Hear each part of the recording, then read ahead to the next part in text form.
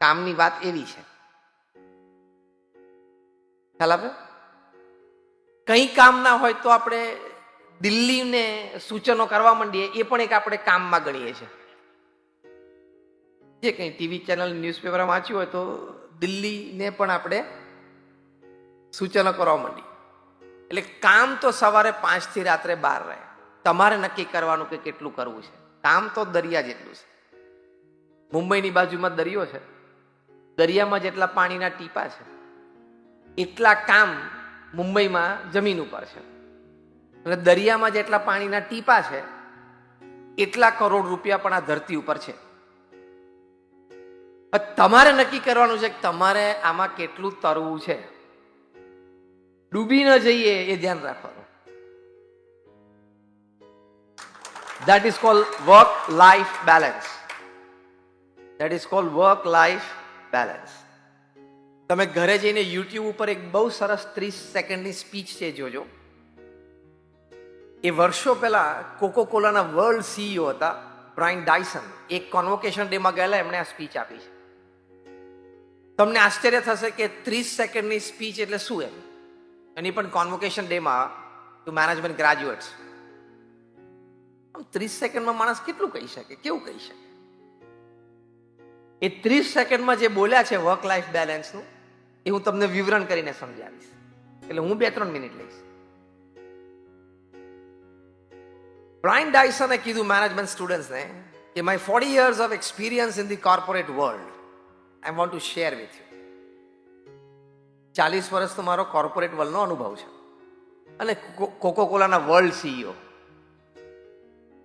એટલે વહીવટ વ્યવહાર કઈ કક્ષાનો કર્યો હશે આપણે સમજી શકીએ છીએ. બીજું વાક્ય બોલ્યા, you are all fresh graduates, but after 40 years in corporate world you will come to know that you are playing with 5 balls in life. નહીં, આપણે સર્કસમાં પેલો જોકર હોય ને 5 બોલ 7 બોલ એક સાથે રમે, એ કે નીચે ના પડવા દે, એની એક કળા છે, પ્રેક્ટિસથી આવે ને. આપણે જે ઉછાળે જ કરે વારા ફરી, એક એક બમ પકડ્યા કરે. બ્રાયન ડાયસને કીધું કે તમે 40 વર્ષ વહીવટ વ્યવહાર કરશો ને, પછી તમને ખબર પડશે કે તમે જીવનમાં 5 જ બોલ સાથે રમતા હતા. ત્રીજું વાક્ય, એ 5 બોલ કયા? પહેલો બોલ બોલ ઓફ વર્ક, એટલે કામનો બોલ. બીજો બોલ ઓફ ફેમિલી, પરિવાર. ત્રીજો બોલ ઓફ ફ્રેન્ડ્સ, જે આપણું સોશિયલ સર્કલ. ચોથું બોલ ઓફ હેલ્થ, આપણું સ્વાસ્થ્ય. અને પાંચમું બોલ ઓફ સ્પિરિટ, આપણો આત્મા. આ 5 સંબંધી જ પ્રવૃત્તિ તમે જીવનમાં કરી છે. આ ત્રીજું ચોથું વાક્ય. પછી એમણે કહ્યું, of these 5 balls, the first ball, that is the ball of work, is made up of rubber. Rest 4 balls are made up of glass. બહુ સરસ વિભાવના કરી છે. કામનો બોલ છે ને એ રબરનો બનેલો છે. બાકીના 4 ફેમિલી, ફ્રેન્ડ્સ, હેલ્થ અને સ્પિરિટ એ કાચના બનેલા છે. એટલે બોલ of work, if you lose, it falls on the floor, it will bounce back because it is made up of rubber. The work is like you get opportunities. જેમ વિર્જિન એટલાન્ટિકના CEO Richard બ્રાન્સને કહ્યું છે કે work is like a bus station, a bus comes every 3 minutes. જેમ આપણે મુંબઈમાં station ઉપર ઊભા હોય તો દર 3-4 મિનિટ એક ટ્રેન આવી જાય, એમ કામની તક તો તમને મળ્યા જ કરશે. એક તક છૂટી ગઈ, એ બોલ રબરનો છે એટલે પાછો બાઉન્સ થશે. પણ બાકીના 4 બોલ કાચના બનેલા છે. એમાંથી એ જગલિંગ તમે કરો છો, અને જગલિંગ કરતા કરતા એ છટક્યો અને પડ્યો, it will break. If not break, it will crack, but it will not remain the same again. કાં તો તૂટી જશે, કાં તો એને તિરાડ પડશે, પણ એ જેવો છે એવો તો નહીં જ રહે. એટલે પરિવાર, સ્વાસ્થ્ય, મિત્રો, સગાવાલા, જે આપણું સર્કલ, અને આપણી આત્મા એટલે અધ્યાત્મ, એ તમે એકવાર ચૂકશો, એ ટ્રેક બદલાઈ ગઈ, પછી એ 4 વાત જેવી છે એવી નહીં રહે. આટલું કહીને છેલ્લું વાક્ય બોલ્યા જે અદ્ભુત છે, એ પણ તમારે વર્ક લાઈફ બેલેન્સમાં આજે ઘરે લઈને જવાનું છે. અદ્ભુત છેલ્લું વાક્ય બોલ્યા, so get to work on time, work effectively during your working hours, and get back to your family on time. સમયસર કામ પર પહોંચી જવું. કામનો સમય હોય ત્યારે બહુ જ ઇફેક્ટિવલી, ફુલ્લી એનર્જાઇઝ રહીને કામ કરવું. અને સાંજે ટાઈમે પરિવાર પાસે પહોંચી જવું. આ 30 સેકન્ડની સ્પીચ છે. તમે બ્રાયન ડાયસન નાખજો યુટ્યુબ ઉપર, એટલે તમને આ સ્પીચ સાંભળવા મળશે એમના શબ્દોમાં, પણ અદ્ભુત છે. એટલે get to your work on time, work effectively during your working hours and get back to your family on time. આને વર્ક લાઈફ બેલેન્સ કહેવાય, વર્ક હોમ ફેમિલી કહેવાય, બેલેન્સ, વર્ક ફેમિલીનું બેલેન્સ કહેવાય. એ બેલેન્સ લઈને ચાલશો તો જીવન જીવવાની બહુ મજા આવશે. એકેય ખૂણેથી ફરિયાદ નહીં આવે. અને બેલેન્સ ચૂકશો તો ઘણા બધા ખૂણેથી ફરિયાદ આવશે. મહિનામાં 22 કે 24 આપણા વર્કિંગ ડે હોય. 4 શનિ રવિ કાઢી નાખો એટલે 22 ગણવાના. 22 આપણા વર્કિંગ ડે છે. 22 દિવસ, 22 વર્કિંગ ડે માંથી 70% વર્કિંગ ડેઝમાં you have to get back to your family by 8 PM. 22 માંથી લગભગ 16 દિવસો, 15-16 દિવસ તમારે પરિવારમાં 8 વાગ્યા સુધીમાં પાછું આવી જવું જોઈએ. બીજા જે 16 ને 6, 22 એક વધે, એટલે 6-7 દિવસ વધ્યા કામના, એમાં તમે મોડા આવી શકો છો. 9 વાગે પણ આવી શકો છો, કોક 10 વાગે પણ આવી શકો, કોક 11 પણ વાગી જાય. સમજીએ, કામ હતું, મોડું થયું, કોઈ ક્લાયન્ટ આવવાના હતા એનું મોડું થયું, ઇમરજન્સી કામ આવી ગયું, વોટેવર. એટલે 22 વર્કિંગ ડે માંથી 6-7 વર્કિંગ ડે તમને 8 થી 11 ની વચ્ચે આવવાની છૂટ, ટ્રાફિક હતો, whatever. But let me tell you, out of this 22 working days, 70%, if 15 to 16 days you cannot come back to your family at 8 PM, you are a very poor manager of time and work. તમે સમય અને કામના બહુ ખરાબ manager છો. તમને સમય અને કામનું આયોજન આવડતું નથી. એ 22 વર્કિંગ ડેઝમાંથી 16 વર્કિંગ ડેઝ તમે 8 વાગ્યા સુધીમાં પરિવાર સાથે ન આવી શકો તો. અને અવાર તો વધારે સારી વ્યવસ્થા છે ને, તમારી પાસે હાથમાં મોબાઈલ એટલે તમારી 30-40% ઓફિસ તો તમારી ભેગી જ છે. As simple as that. એટલે ત્રીજો નિયમ તમારે આ લેવાનો કે હું 22 વર્કિંગ ડે છે, 4 શનિ રવિ આપણે કાઢી નાખ્યા, 22 વર્કિંગ ડે છે, એમાંથી 16 દિવસ હું 8 કે 8 પહેલા પરિવાર સાથે આવી જઈશ. કેટલાને આ વાતમાં આમ તથ્ય જેવું લાગે છે, કે આમ કરવા જેવું લાગે છે? હાથ તો ઘણા બધા ઊંચા કર્યા. એ ખાલી મેં ઊંચો કર્યો એટલે સામે બધા રિસ્પોન્સ આપ્યો. સાચું બોલજો. હા, એટલે તો ધન્યવાદ છે, પણ આ તો મિનિમમ લિમિટ સેટ કરું છું. એટલે મેં હાથ ઊંચો કર્યો ખાલી રિસ્પોન્સ આપવા માટે નહીં ને. ટૂંકમાં દવાની જગ્યા પ્લેસિબો નથી ને. પેલું પાણીનું ઇન્જેક્શન નથી ને, ડિસ્ટિલ વોટર. એટલે એક બહુ જ સારી વાત છે કે જીવનના અંતે તમે એક નવી શોપ શરૂ ન કરી જે તમારે કરવી હતી અને ન થઈ શકી, એનો અફસોસ તમને નહીં રહે.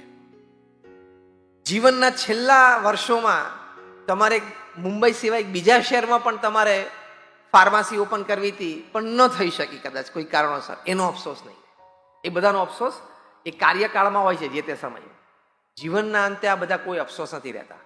જીવનના અંતે અફસોસ એટલા જ રહે છે કે પરિવાર સાથે મારે જેટલો સમય આપવો જોઈતો હતો, હવે મારા દીકરા દીકરી મોટા થઈને હવે પરદેશ ભણવા જાય છે, પરદેશ સેટલ થાય છે, એ નાના હતા ત્યારે મારે જેટલો સમય આપવો જોઈતો હતો, એના ઇનોસન્સ અને ક્યુટનેસનો જે મારે આનંદ લેવાનો હતો એ હું ન લઈ શક્યો. આના અફસોસ હોય છે. મારા જીગરજાન 2-5 મિત્રો હતા, એને ખાલી હું વર્ષમાં 2-4 બર્થડે કે એનિવર્સરી કે દિવાળી એવું 2-4 વિશ કરતો હતો. મારે જેટલું એની સાથે બેસીને વાતો કરીને આનંદ લેવો હતો ને, એટલે હું ના લઈ શક્યો. You will regret not enjoying this relationship. You will not regret a new business not set up. આ સિદ્ધાંત છે. મેં એક નવો બિઝનેસ ઊભો ન કર્યો એનો અફસોસ જીવનના અંત સમયે નથી રહેતો. અંત સમયે મારા મિત્રો, સગા, નજીકના, જેની માટે મને પ્રેમ અને આદર હતો અને એ લોકોને મારા માટે પ્રેમ અને આદર હતો, એની સાથે મેં યોગ્ય સમય વિતાવ્યો. એટલે આપણે વર્ક લાઈફ બેલેન્સ રાખવાના. ખ્યાલ આવ્યો? એટલે 11 વાગ્યા સુધી ને 12 વાગ્યા સુધી ફોન ચાલુ રાખવાની જરૂર. આમ નથી બોલતા બોલતા તો વજન પડી ગયું નહીં? રાત્રે 12 વાગે સુવા જાય ને તો છેલ્લે એક વાર ચેક કરે કંઈક છે, ઓન કરે ને લીલું બટન ઓન કરે ને લાલ બટન એટલે યુટ્યુબ ને લીલું બટન એટલે વોટ્સએપ. ચાર્જિંગમાં મૂકી દે. સવારના પોરમાં ઉઠીને પહેલું જ કામ, પથ્થરની બાજુમાં ચાર્જ થતો હોય નજીક, પ્લગ કાઢીને જોવે, આમ બટન, લીલું બટન દબાવે, આમ મેસેજ આવે 70-80, ખુશ થઈ જાય.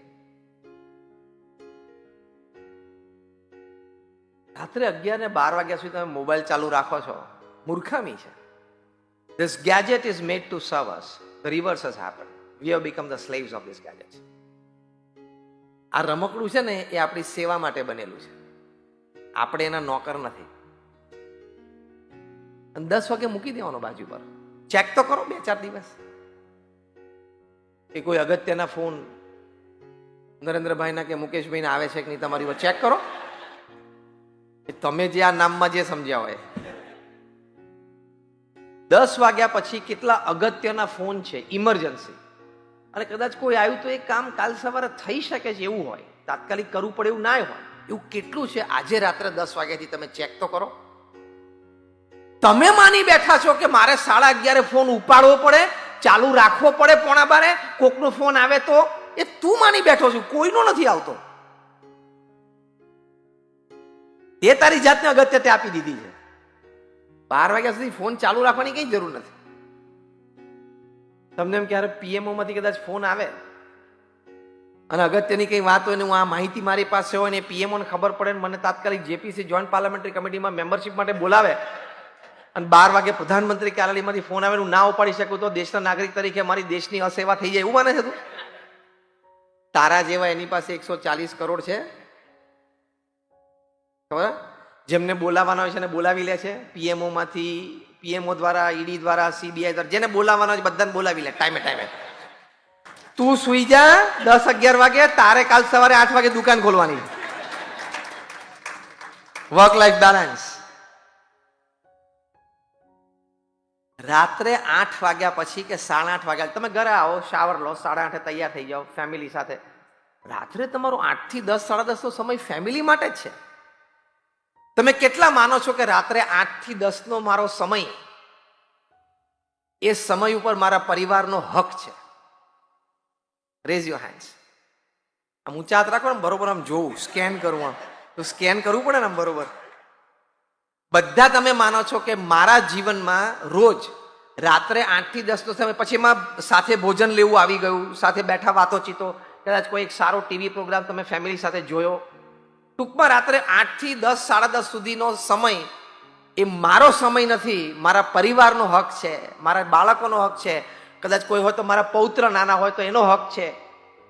When you start believing that every day from 8 p.m. to 10 or 10:30 p.m. my time is not my time, it is family's right on my time, you have enjoyed life. તમે જીવનમાં ખૂબ આનંદ લઈ શકશો. અને હું પ્રોફેશનલ્સને વાત કરું ત્યારે એક વાત કરું છું, the amount of money that you have in your bank account when you die is the extra work you did, you shouldn't have done. And if at all you did, you should have used it for a good cause. તમે મરો ત્યારે તમારા bank એકાઉન્ટમાં જેટલા પૈસા હોય ને એટલું એક્સ્ટ્રા કામ તમે કર્યું જે કરવાની જરૂર નહોતી, પણ કદાચ ફાઇનાન્શિયલ સિક્યુરિટી માટે તમે કર્યું, તો તમે જાવ એ પહેલાનો કંઈક સદુપયોગ કરી નાખવાનો હતો. આ બધા વિચારો સાથે તમે વર્ક લાઈફ બેલેન્સ જીવી શકો. હું જે સંસ્થામાંથી આવું છું, BAPS સ્વામિનારાયણ સંસ્થા, પ્રમુખ સ્વામી મહારાજ, જેનું નામ તમે કદાચ બધાએ સાંભળ્યું હશે, એમણે આ સંસ્થા વિશ્વવ્યાપી બનાવી. અમે BAPS સ્વામિનારાયણ સંસ્થા, we are one of the largest NGOs of the world. યુનોમાં, યુનાઇટેડ નેશન્સમાં અમારી સંસ્થાને સ્થાયી પરમેનન્ટ સીટ છે NGO તરીકે. અત્યારે અમારી BAPS સંસ્થામાં અમે 1800 hospitals, hostel, schools, colleges, community centre, સંસ્કાર કેન્દ્ર, હરિમંદિર, મંદિર કરીએ છીએ. એટલે કે એનો વહીવટ, વ્યવસ્થા કરીએ છીએ. 1800 એકમો અમારા ચાલે છે અણિશુદ્ધ વ્યવહારથી. ગુજરાતના ચેરિટી કમિશનરે કહ્યું કે 94,000 ટ્રસ્ટ છે ગુજરાતમાં, એમાં સૌથી ચોખ્ખો વહીવટ હોય તો એ BAPS સંસ્થાનો છે. એટલે હોસ્પિટલ, હોસ્ટેલ, સ્કૂલ, કોલેજ, નવી સ્કૂલો થાય છે પાછી, hospital, hostel, school, college, community centre, મંદિર થઈને અમે 1800 સંસ્થાઓ ચલાવીએ. તમે બધા દાદરમાં મંદિર જોયું હશે, રેલવે સ્ટેશનની સામે, એને એક એકમ કહેવાય. એની પાછળ અમારું યોગી સભાગૃહ છે. 10 માળનું બિલ્ડિંગ, 3,500 માણસ બેસી શકે ઓડિટોરિયમ છે, એટલે 2 થયું. એવી રીતે 1800. ગાંધીનગર અક્ષરધામ જોયું છે બધા? હા, એ 3 નંબર થયું. એવી રીતે 1800. એટલે હવે તમને ખ્યાલ આવે 1800 કેવી રીતે થાય. આપણે 1 કે 2 ફાર્મસી હોય કે આઉટલેટ હોય તો સાંજે ગાંડા થઈ જવાય છે ને. પ્રમુખ સ્વામી મહારાજે 1800 માંથી 1300 એકલા હાથે ઉભા કર્યા. પ્રમુખ સ્વામી મહારાજે 1300 જમીનો ઉપર 1300 સંસ્થા ઉભી કરી. 1 મેન શો, 1 મેન ઓર્ગેનાઇઝેશન, એક વ્યક્તિ સંસ્થા. આનું કોર્ડિનેશન કરવું, સંસ્થાઓ તો બાંધીએ પણ પછી એને ચલાવવા માટે યોગ્ય વ્યક્તિઓ મળવા. તમે સારામાં સારા અને મોટામાં મોટા બિલ્ડરને ઓળખતા હોય ગુજરાતના, મુંબઈના, એને પૂછજો કે આંખથી 1300 જમીનો જોઈ છે ખરી? એને પૂછજો. એટલે અહીંથી છેક તમે સૌરાષ્ટ્રમાં કે કચ્છ જતા હોય તો રસ્તામાં આમ ડાફોડિયા મારે એવી રીતે નહીં, પર્પઝફુલી કે ભાઈ આ જમીનને કંઈક તપાસ કરો, કંઈક હોય તો કંઈક કરીએ, એવા પર્પઝથી. નોબડી.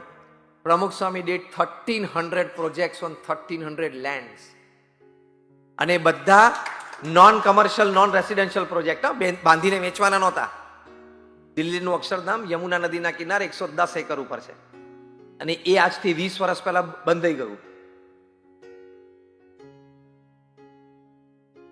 અને એ પથ્થરનું બાંધકામ છે. અત્યારે કોકને તમે દિલ્હીમાં યમુના નદીના કિનારે 110 એકર જગ્યા ગિફ્ટમાં આપો ને તો એની છાતી બેસી, હવે આનું કરવાનું શું મારે? અને તમે કન્ડિશન મૂકો ને કે 5 વર્ષમાં પ્રોજેક્ટ પૂરો કરવાનો, બધી FSI વાપરવાની, તો ગાંડો થઈ જાય. પ્રમુખ સ્વામી did it 20 years back, 25 years back. આમનો આંકડો એમની 51 વર્ષની ઉંમર પછીનો છે, કારણ કે 51 વર્ષની ઉંમરે ગુરુપદે આવ્યા. આપણે શું સમજીએ છીએ મુખ્ય મુદ્દો? Work life balance. એમાં પ્રમુખ સ્વામી મહારાજે કેવું એ વર્ક લાઈફ બેલેન્સ કર્યું એ મારે તમને કહેવું છે, અને એની પરથી આપણે બોધ લેવો છે, આપણે કરી શકીએ છીએ. હવે આ કામ કોઈ વ્યક્તિ આ કક્ષા સુધી કરે, અને એ પણ 51 થી 95 ના 45 વર્ષમાં એમને 1300 સંસ્થા ઊભી કરી. 51 વર્ષ એટલે તમને એમ થાય થોડું રિટાયરમેન્ટનું આમ વિચારવા માંડે. From his age of 51 to 95, 1300 institutes. એટલે પ્રમુખ સ્વામી મહારાજે દર 15મા દિવસે એક સમાજ સેવા સંસ્થાની સમાજને ભેટ આપી. 45 વર્ષ સુધી. એક જમીન મળવી, એ લીગલી ક્લિયર થવી, ત્યારથી માંડીને ત્યાં સંસ્થા બંધાઈ જવી, અને એનું ઉદ્ઘાટન સમારોહ થઈ જવાનું, પછી સંસ્થા ચાલવી. આજે એમણે બાંધેલી એ 1300 સંસ્થાઓ કાર્યરત છે. એમાંની એક તમે બીજી ચેમ્બુરમાં ત્યાં જોઈ હશે, ચુનાભટ્ટી પાસે પ્રમુખ સ્વામી આઈ હોસ્પિટલ જોઈ છે ને? હા, એ પણ એક ચોથી આઈટમ ગણવાની, એવી 1800 આઈટમ. એટલે દર 15મા દિવસે એક ભેટ આપે. એટલે at any given time BAPS માં 30 થી 40 પ્રોજેક્ટ ઇન્ટરનેશનલી ચાલુ હોય. હવે કેટલો વહીવટ વ્યવહાર કહેવાય? એટલે ચોખ્ખી દેશી ભાષામાં તમને સમજાવું તો આપણે જેટલાય બેઠા છીએ ને, આપણે બધાનો વહીવટ વ્યવહાર ભેગો કરો એટલો પ્રમુખ સ્વામી એકલાય કરે. અને એ પણ 51 થી 95ની પોતાની આયુમાં. એ 51 થી 95 દરમિયાન એ દુનિયાના 60 દેશોમાં 18,000 ગામો અને શહેરોમાં જાતે ગયા.